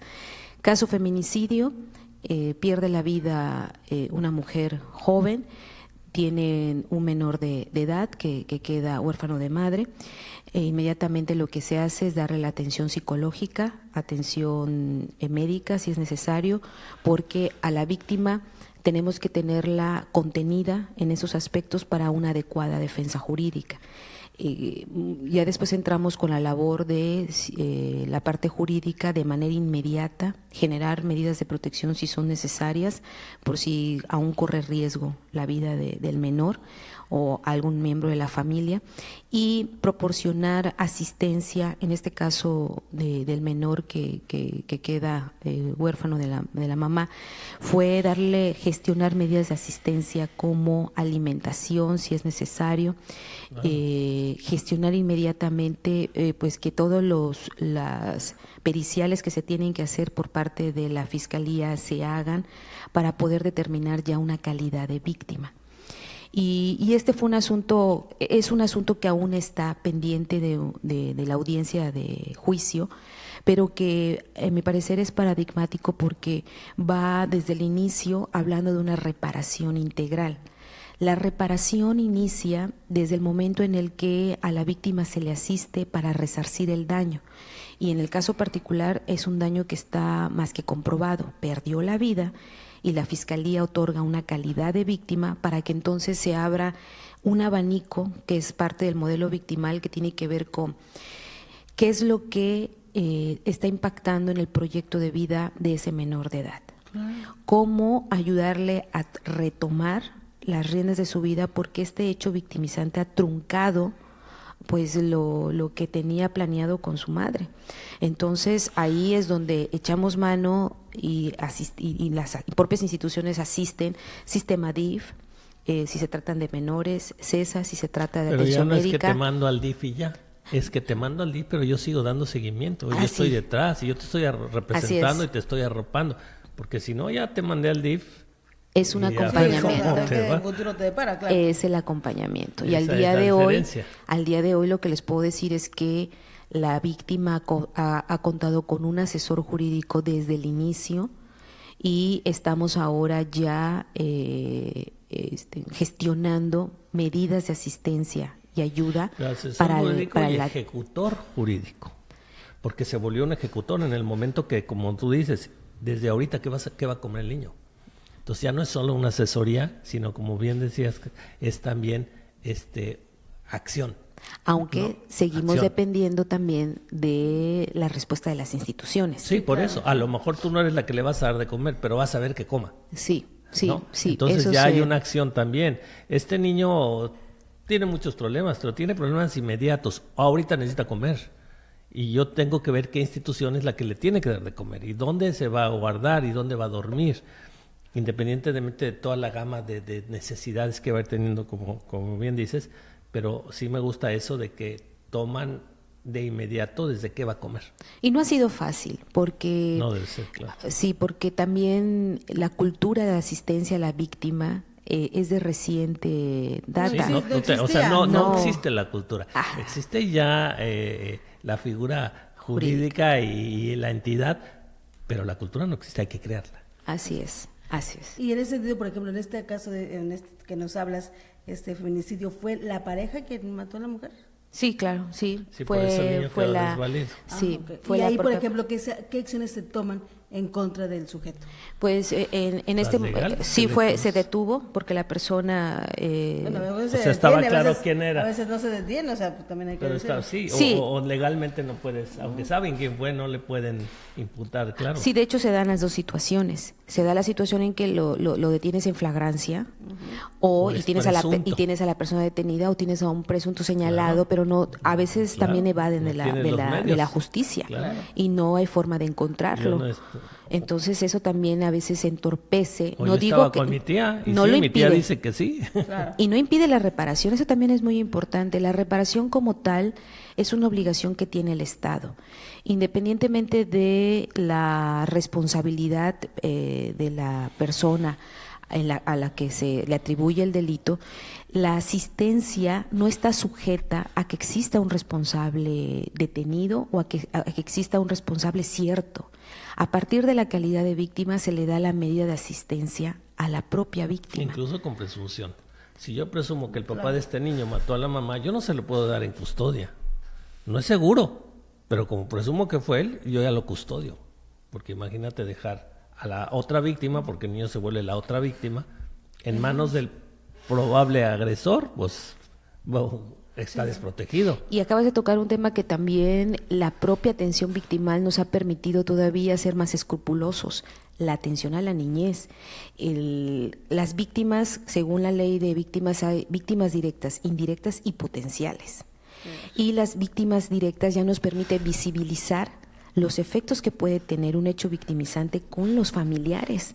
Lo que anteriormente pues tenía el Ministerio Público, tenía la víctima directa y es a la que se procuraba hacer justicia. Y los demás también hay repercusiones, y eso tiene que ver con tejido social. Por eso cuando hablamos de seguridad también se habla de atención a víctimas, porque estás hablando de familias que han sido trastocadas su seguridad, su tranquilidad por un hecho victimizante. Sin duda hay una coordinación entre todas las instituciones, pero ahí también, o sea, cómo hablabas de reparación del daño y todo esto que se viene desarrollando, ¿cómo realmente coordinar? O sea, porque, como bien dices, no existía esa cultura, no existía. ¿Realmente hay esa coordinación? ¿O apenas está, o sea, porque también digo, todo lo que se venía dando durante años anteriores, en las administraciones anteriores, pues ni siquiera lo sabían, ni siquiera lo aplicaban. Ahora sí está dando. Bueno, no se rehusan. Voy a hacer autocrítica, porque sí, también no podemos decir que todo está muy bien cuando vemos que hay muchas áreas de oportunidad. Es reciente la atención victimal, es con esta administración que se está impulsando y se está fortaleciendo, pero aún hace falta, yo lo voy a dividir en dos dimensiones. La primera, que tiene que ver con esta dimensión institucional, y que por parte de todas las instituciones, incluidas estatales y municipales, quede claro que la ley de víctimas obliga a todas las autoridades, no solamente a la CEAVECRO. Y dos, el tema de la coordinación pues tiene mucho que ver con este propio conocimiento y sensibilización sobre el tema. En el tema de la violencia hacia la mujer y las víctimas de violencia, pues no ha quedado de otra. Tenemos una alerta de género que nos ha estado impulsando para que la CEAVECRO pueda tener liderazgo en ciertos temas. Y eso ha permitido que miremos el tema de atención victimal. Y la otra dimensión, que no es propiamente la institucional, es la social, porque hablamos en términos ya de seguridad, de una reinserción social de quien pasa por el cerezo, del imputado, del detenido. Pero también hay que hablar de una reinserción social de la víctima, porque algo está pasando con las víctimas, un ejemplo de acoso o hostigamiento sexual o de violación sexual, que cargan con estigmas que la propia ciudadanía les atribuye. Sí, entonces, en lugar de que vengas y todos te consentimos por lo que te pasó, todavía se le van encima O te lo buscaste, lo provocaste, cómo te comportas. Entonces eso tiene que ver también con una visión victimal por parte de la sociedad. ¿Cómo estamos mirando a la sociedad? Y no solo a la mujer víctima de violencia sexual, por ejemplo, alguien que pierde, que es levantado, esa desaparición forzada, o esa persona que por días no está, es que seguro está metido en problemas, seguro está metido en la droga, seguro está metido. ¿Y qué sucedió con los jóvenes en Jalisco? Claro. Que por una equivocación, estando grabando en una finca, los levantan. Entonces, ahí también como sociedad, ¿cómo estamos comportándonos ante un hecho victimizante? ¿Cómo estamos mirando a la víctima? Y eso es fundamental para poderle dar una reparación integral, porque muchas víctimas saben que tienen que someterse a un escrutinio público y desisten de la denuncia, desisten del proceso.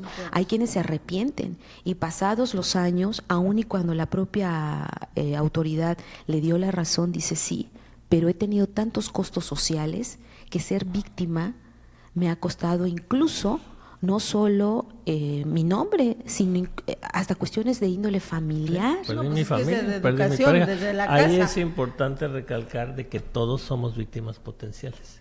Claro. Entonces, cuando usted ve a una víctima, usted, desgraciadamente, y ojalá y no, mañana puede ser una víctima o un miembro de su familia. Entonces lo tenemos que visualizar así y es la manera en que vamos a proteger a las víctimas, porque yo mañana puedo ser una víctima. No, incluso en el tema, en el ámbito, como decías, en el ámbito familiar o de tradiciones.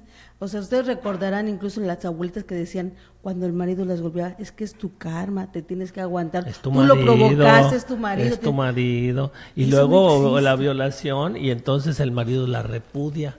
Pues esta ya está tocada. Yo no la quiero. Y en lugar de a querer más a su pareja y apapacharla más, ahora resulta, ya está cochina. Y hay un caso en particular que de los que comentabas, Norma, de cuáles me han impactado. Uno, de una niña que ahora tiene 12 años, pero fue violentada de manera sistemática por varios años por su padre biológico, hace 6 años. Cuando nos llega el caso, porque otro de los servicios que ofrecemos es ingresar a una base de datos, nosotros tenemos un registro estatal de víctimas. Un juez nos refiere este caso, ya con una sentencia por parte de juez, y cuando se visita a la mamá, que es parte de una comunidad del sur del estado, nos presentamos y nos pregunta, pero es que yo no he llamado a nadie, ¿por qué vienen? Bueno, es que ya el juez sabe que hay un registro estatal de víctimas, es de reciente creación la comisión, vamos a ofrecerle el servicio. Y con una cara de sorpresa y hasta yo diría de un tanto pues desconfiada, nos dice, es que nadie ha venido a preguntarme cómo estoy y cómo está mi hija, después de haber pasado por una situación de violencia. Cuando vamos platicando con ella y vemos a la niña, es una niña de 12 años que parece una niña de 8. Wow. Su crecimiento no fue el de una niña normal. Uno, dos, además abandonó la escuela. La señora tuvo que irse de la comunidad, o sea, tuvo que cambiarse a la comunidad más cercana porque también tuvo que vivir con el repudio de la familia y de la comunidad de por qué denuncia a quien es el proveedor de la familia. ¿Por qué denunciaste a mi hermano, a mi hijo? ¿Por qué denunciaste a tu esposo? O sea, esas cosas pasan, aguántate. Y pues al final lo denunció, el señor está ahora purgando la sentencia, pero vemos los efectos que tiene el vivir, en el caso de una niña, de un abuso, de una violencia sexual. O sea, entonces una mamá heroína que se atreve a levantar la voz y que es repudiada. Ahora resulta que la heroína es la mala en la comunidad. Sí. Fíjate qué tristeza. Y ahí te adviertes varias cosas, cómo la sociedad mira a una víctima, uno. Dos, el daño irreversible que puede tener una víctima si no es atendida de manera inmediata. Tenemos mucho por trabajar. No digo que estamos al 100. Eso es lo que te enteras en una. Y ya no fue una, la mamá también se volvió ya víctima. Exacto.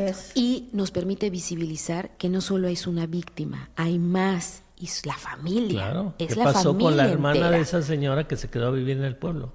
¿Qué pasó con su hermano? ¿Qué pasó con todo? Eso es una onda expansiva. Así es. No, pero además sabemos que los pueblos indígenas aquí, digo, Quintana Roo es uno de ellos, pero igualmente en otros estados de la República, Chiapas es uno de ellos, en donde hay algo sistemático en que los padres violan a sus hijas. O sea, es un tema cultural también. O sea, cómo combatir esas tradiciones, porque son tradiciones entre esas comunidades. Y también tiene que ver con una, sean o no parte de un pueblo indígena, con esta idea, pero además con esta idea de creer que el cuerpo de la mujer es de tu propiedad. Sí. Es mi que hija. El cuerpo de una mujer es un objeto. Es mi hija. Sí, no. Es mi hija, es mía. Claro. Sí. ¿Qué te pasa? Sí, entonces es como un inconsciente que se ha estado pues transmitiendo de generación en generación, y lo que hay que detener. Tu coche rojo, pues porque es mi coche. ¿Por qué tocaste a tu hija? Es mi hija. ¿Sí? ¿Y qué te pasa? Y considerando la vulnerabilidad de la niñez, ¿cómo se defiende una niña? ¿Cómo se defiende un niño? Imposible. No, el daño psicológico es irreversible. Así es irreversible. Y en ese tema, para concluir con el tema de la reparación, que también es importante que la gente lo sepa, reparación no solo es dinero. Así es. En el caso de este caso de la niña, que ya es una sentencia, ya pasaron 6 años y es una sentencia ejecutoriada, ingresa al registro y ahora está por recibir reparación. La reparación son 5 medidas: rehabilitación, restitución, compensación, que es la única medida donde hay dinero, medidas de satisfacción y de no repetición. Es decir, la reparación del daño pasa ahora a tener un calificativo que es integral. Ya no solamente se busca darte dinero porque has sentido que tienes un daño material o inmaterial, sino además a mandar un mensaje muy claro a la ciudadanía y al resto de las autoridades de que ese acto no puede volver a ocurrir, de que algo está ocurriendo con la niñez, en particular este caso, y que no puede volver a ocurrir. La comunidad. Sí. Mira lo que le pasó a... se usa, como tú decías, Normita, es algo por tradición. Bueno, pues mira lo que le pasó al compadre por ser tan tradicional. Sí. Así es que cuídate, porque mira lo que le pasó. Y ya pones un precedente. En cambio, si es a la que rajó, se tuvo que ir del pueblo, el mensaje es, y se callan todas, porque esto así es, y al que no le gusta se va del pueblo. Así es. Fíjate el mensaje. Y eso es parte de eso viene a reforzar la actitud, ¿no? ¿Que no? Sí.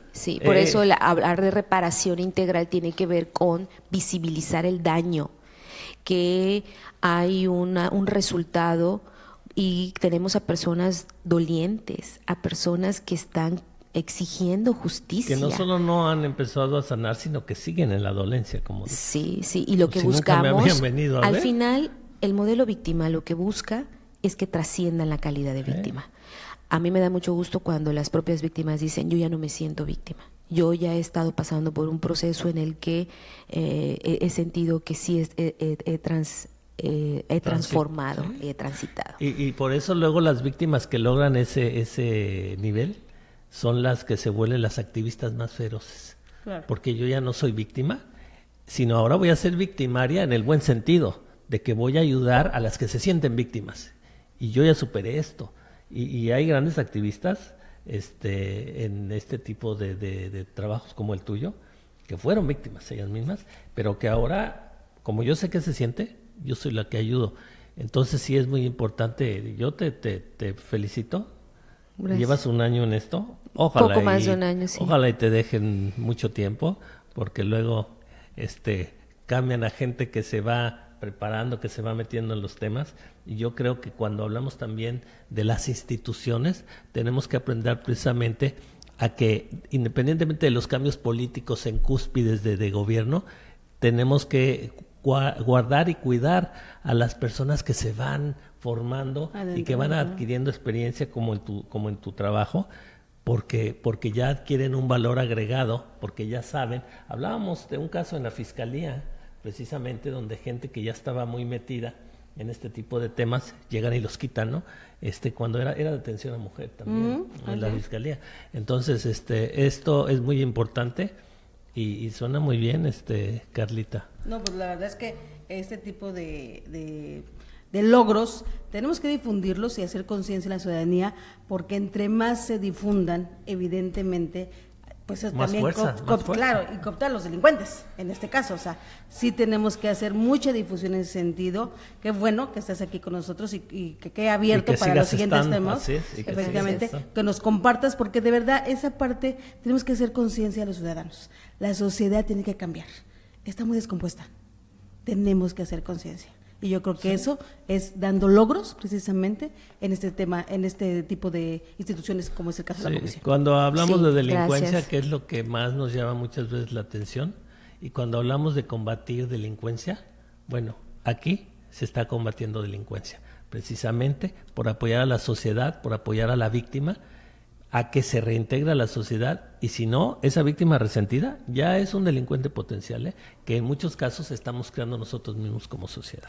Yo les agradezco mucho los buenos deseos y también este reconocimiento, y yo ahora nada más quiero dejar en la mesa un tema que es fundamental, que lo hablabas de las que víctimas que se vuelven activistas, y tiene que ver con el cuidado del personal que está en la atención a víctimas, que está en el combate a la delincuencia, porque recuerdo a una victimóloga que nos estuvo acompañando el año pasado aquí para capacitar a policías, que nos decía, estamos inmersos en una cultura de malos tratos. Quien diga que no fue violentado para exigir disciplina por su papá o por su mamá cuando era pequeño, podría estar mintiendo, porque el tema del maltrato es el paradigma a vencer, ¿no? Actualmente, ¿no? Que tengamos esas herramientas para poderlo abordar de otra forma. Pero eso habla también del cuidado que debemos de tener con el personal, porque también quienes estamos en la atención a víctimas o en el combate a la delincuencia, tiene que ver algo de nuestra vida personal, de nuestra historia personal. ¿Por qué estás ahí combatiendo? ¿Por qué estás ahí cuidando? Porque algo tiene que ver con lo que te sucedió. Siempre hay una misión. Siempre hay una misión, y por eso tenemos que cuidar a las personas que están haciendo un buen trabajo y que permanezcan. Yo pensando en las asesoras y en los asesores, porque ahí están recibiendo llamados 24 horas, hay víctimas que llaman en la madrugada, hay víctimas que no hay hora para sí, y en violencia no hay hora. Y en no este hay hora. país que no estamos acostumbrados a las instituciones, entonces cambian a la cabeza de por ejemplo, en este caso de la Comisión de Atención a Víctimas, y llega una nueva cabeza y pues fuera todos los que estaban, porque ahora van a venir mis cuates. Sí. Y resulta que sus cuates eran arreglacoches. No tienen idea, por decir algo, no menospreciar la arreglacoches, sino con un tema completamente diferente del tema de operación precisamente de esta comisión. Entonces, muy importante crear esas instituciones, respetar a las instituciones, porque estamos formando material humano que es lo primordial, que aprende, que se sensibiliza, y después pues llega un político y los cambia. Y nos amoló a todos. Así es. Bueno, Carla, se nos acaba el tiempo, pero sí quiero que la ciudadanía sepa a dónde acudir. ¿Qué número, qué página, qué red social, dónde puede hacer una denuncia o acercarse a esta comisión para precisamente tener esa ayuda? Sí, estamos nosotros ubicados en el edificio Tierra Mágica aquí en Cancún. Es un edificio que está casi en contraesquina de Casa Madrid. ¿La Nader? Así es, sobre la Nader, entre la Nader y la Tulum. Ahí estamos. ¿Dónde estaba los Biscuits Obregón, se acuerda usted? Así es. Por ahí en esa zona que justo hay varios. Atrás. Okay. Justo atrás es un edificio que se conoce como Tierra Mágica, y estamos en la segunda planta. Ahí pueden acudir, pueden hacer llamados, ya sea todavía no tenemos un número de emergencia. O en los ministerios públicos directamente, hay un enlace. Exactamente. O sea, usted lo primero, si es usted una víctima, pues no se puede poner a buscar el edificio que está en tal lado. Usted se va directo al Ministerio Público y pide el enlace en todo caso, si no se lo ofrecen ellos antes, porque así debería de ser, pero si no se lo ofrecen, usted dice, oye, no, yo ya sé que existe la Comisión de Atención a Víctimas. Así es. Y yo me siento una víctima, por favor, ¿dónde está mi asesor? Y te lo manifiesto, toma nota, Ministerio Público, que yo te lo estoy pidiendo, si no me lo das... Derecho que no se conoce, es derecho que no se ejerce. Si tú no me das a mi asesor y Así no me haces que esté aquí alguien que me va a respaldar, tú ya vas a estar infringiendo la ley porque yo te lo estoy pidiendo. Entonces es importante saber, número uno, saberlo, porque en la circunstancia que sea, directamente en el Ministerio Público. Claro. Así es. Y tenemos un número que es el 9982 o 998, que es la LADA, y el número 217-5679. Tenemos redes sociales, pueden hacer también... Eso creo que es lo que va a estar más a la mano. Si ellos ponen en la red social Comisión de Atención a las Víctimas, les sale ya una página. Sí, y ahí pueden llamar, pueden mandar mensaje. La verdad es que ahora por redes hemos recibido denuncias, llamados, y se atienden. Entonces ese es un medio idóneo para que puedan llamarnos. Tenemos Facebook y tenemos Twitter. A lo mejor no está usted en un momento crítico, pero a usted o a un niño lo maltratan constantemente. Entonces, yo ya puedo denunciar que me vengan a apoyar, ¿no? También, no es que ahorita estoy todo golpeado, pero me pegan y yo ya me harté.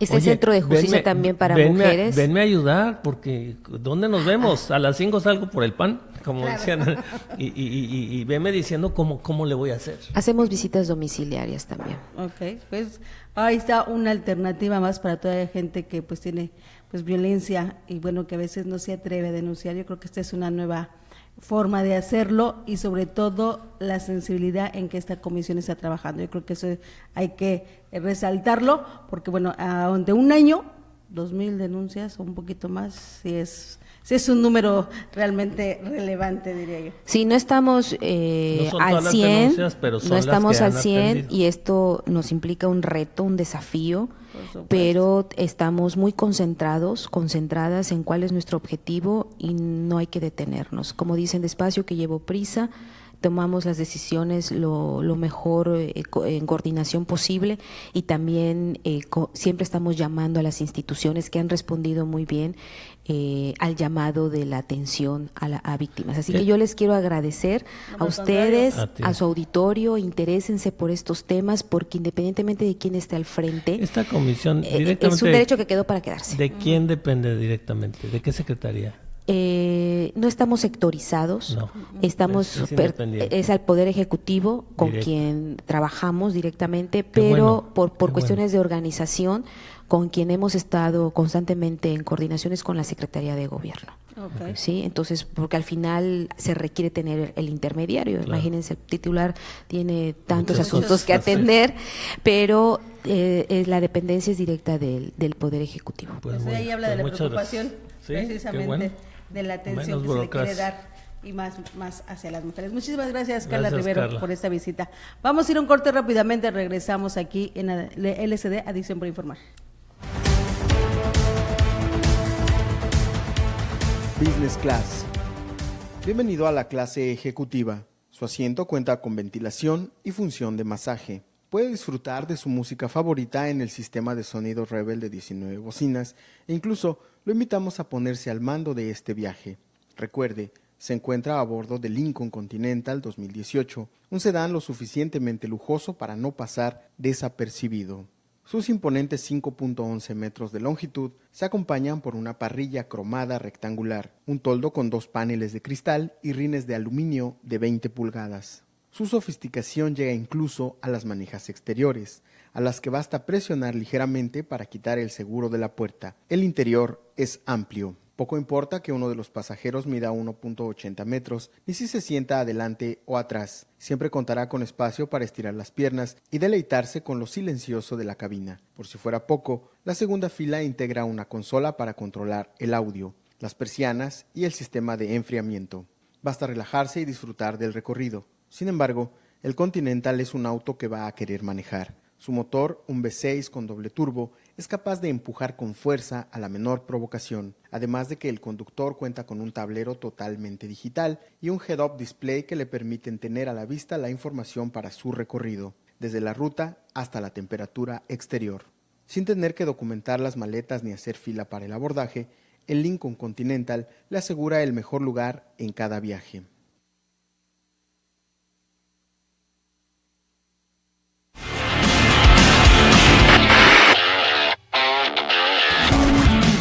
En su visita por Nápoles, Diego Maradona fue invitado a un programa de baile y no perdió la oportunidad de mostrar sus mejores pasos en la pista.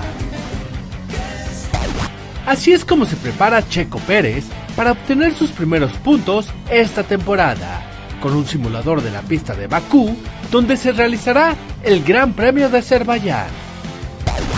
Los aficionados del Napoli demostraron su gran pasión por el equipo, y más de 10,000 esperaron de madrugada a los jugadores tras su victoria ante la Juventus.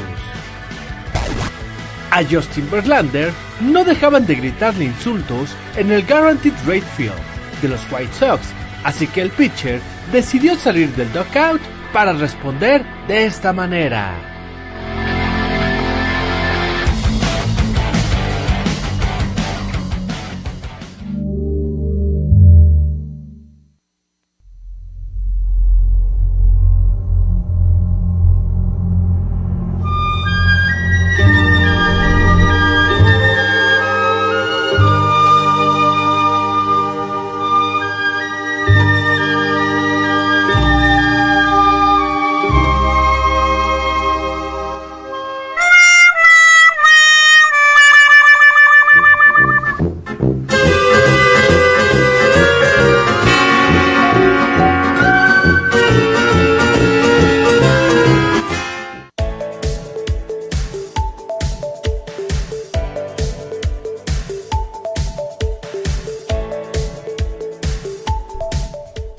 Ya estamos de regreso y bueno, la verdad muy buena entrevista, porque siempre que se haga algo por las víctimas de violencia, y más cuando son víctimas niñas o violencia intrafamiliar, de verdad que el trabajo que se haga.